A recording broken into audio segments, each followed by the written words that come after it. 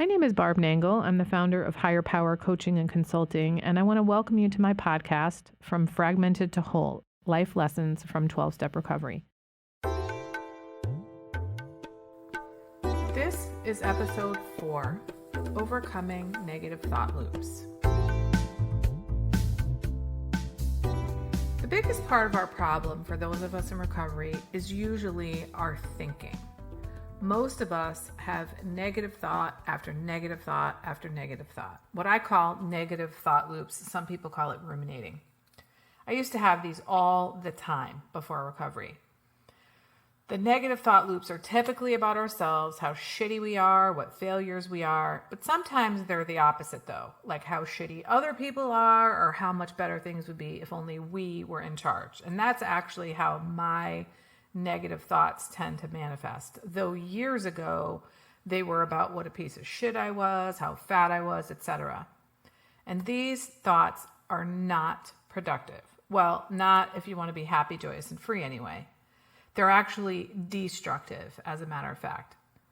So, how does one move out of these negative thought loops? How do we stop ruminating? Remember that it's the mind's job to think. And many of us believe we are at the whim of our mind in terms of our thoughts, but we're not. We can control what we think. But first, we have to notice what it is we're thinking. So let's talk about ruminating versus processing. So we'll tackle rumination first. Rumination is something we do in isolation. It means going over and over something in our minds. If it's about an incident in the past, it means reliving it and re-traumatizing ourselves. You might think of rumination as going to the inner drugstore for a hit for things like cortisol and adrenaline. It's a stress magnifier. Though it begins with a desire to solve a problem, it typically exacerbates our problems by keeping us stuck. These negative thought loops differ from regular problem solving because of the unproductive negative focus they take. There's no movement towards solutions. They don't generate new ways of thinking or behaving, and they keep us stuck in negative emotions. We typically feel worse from ruminating. To move past rumination, we have to come out of our heads. We have to come out of the isolation of our minds. But how do we do that? We come into conversation. And that conversation can either be with another person or with ourselves through journaling. So I'm going to talk about journaling first. When we write it out on paper or perhaps on the computer, we see that the issue is finite. It has a beginning and it has an end. Typically, when we're ruminating and thinking about things over and over, it feels endless. It feels like the problem is endless and will never go away. And when we're in the negative thought loop, which is a loop, which is something that doesn't end, we have to, through journaling, get this info out of our heads and into a linear style. So it's not a loop anymore, it's a line. Then we can look at it and let out the emotion associated with it. When you're in the loop going over and over and over it again, you're not letting out the emotion. You're more likely increasing it and exacerbating it. Letting out the emotion associated with the situation is key. If we stay in the negative thought loop, we're doing the opposite. We're magnifying the negative emotions. Now, some of you may use this knowledge as something to beat yourselves up with. Don't do it. Remember, we start these negative thought loops with the intention of solving a problem. So our intention is pure and good. We just need help to jump out of that loop. So if you're the kind of person who's always looking for reasons to beat yourself up, try focusing on your intentions here, your intention to solve the problem. Now let's talk about processing. When we process information as opposed to ruminating on it, we get relief. We release negative emotions. Processing typically results in some kind of resolution. We can then engage in new thinking, new behavior, new possibilities, or insights that help you make sense of your own behavior or of a situation. We typically feel much better after processing. So what does that look like? For me, it's most often done in conversation with another person. That's almost always another fellow or fellows from one of my 12-step programs.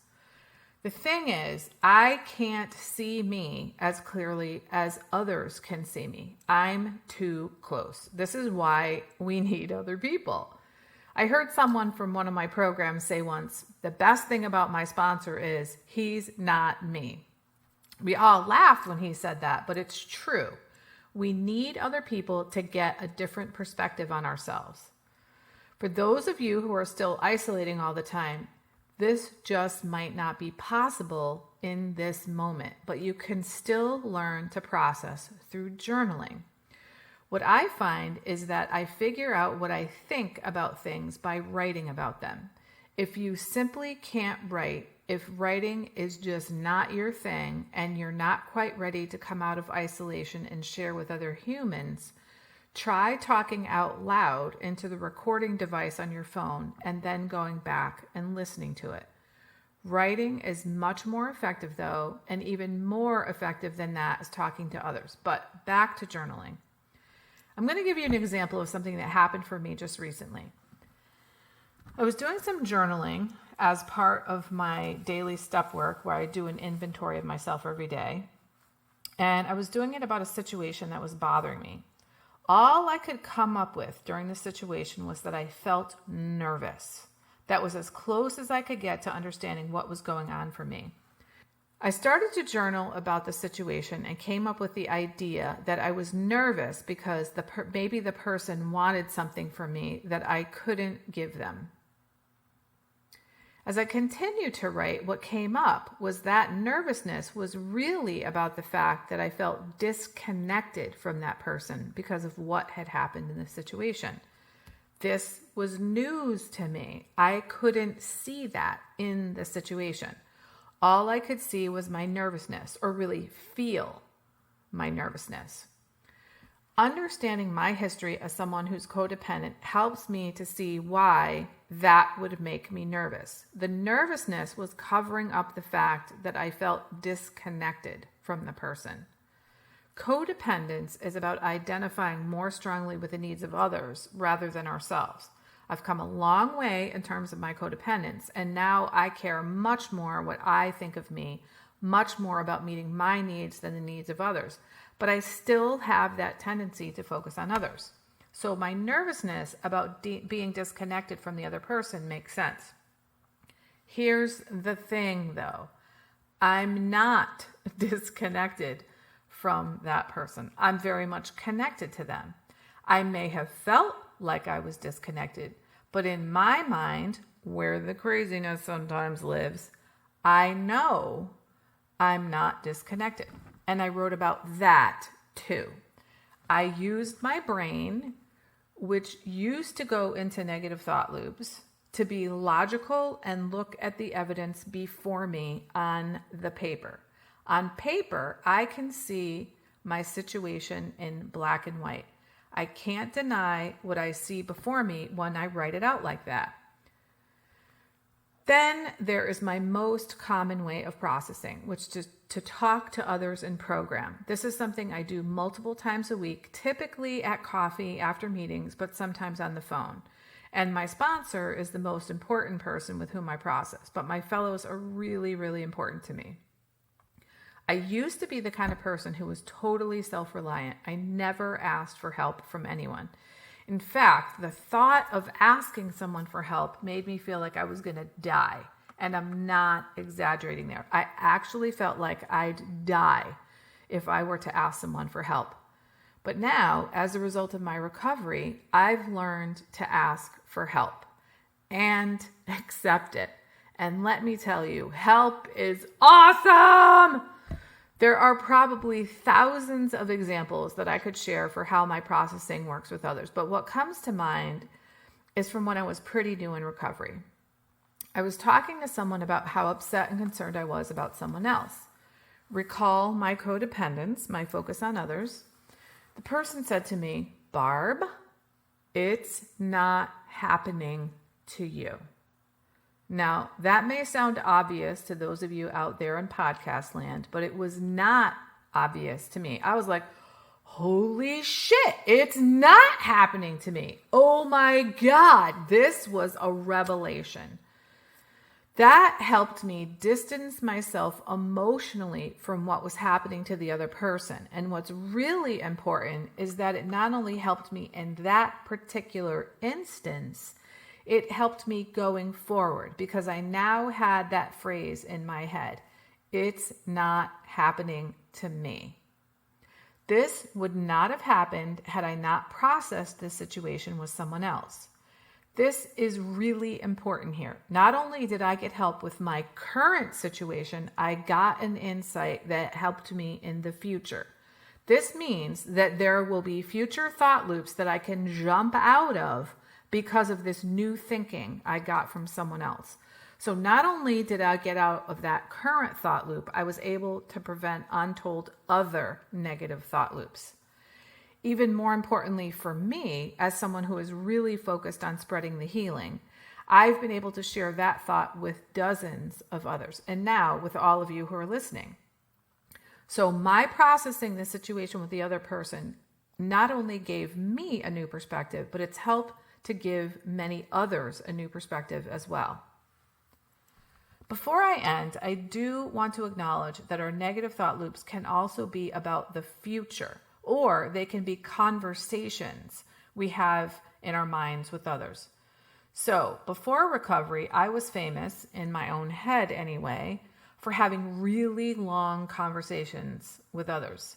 I'd think, they're going to say this, then I'm going to say that, and then I'm going to say this, and then they're going to say that, and so on.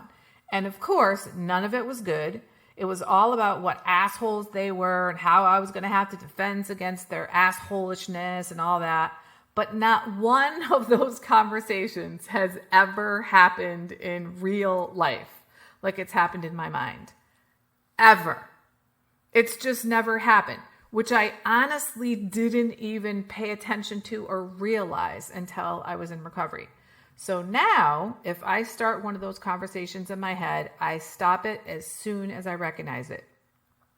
Since our minds are made to think, I make my mind think of other things. If I can't think of something positive to think, then I pray for other people. It's a task I give my mind to do because my mind wants a task to do. So I might as well make it productive. I hope this has been helpful to those of you who've been plagued by negative thought loops.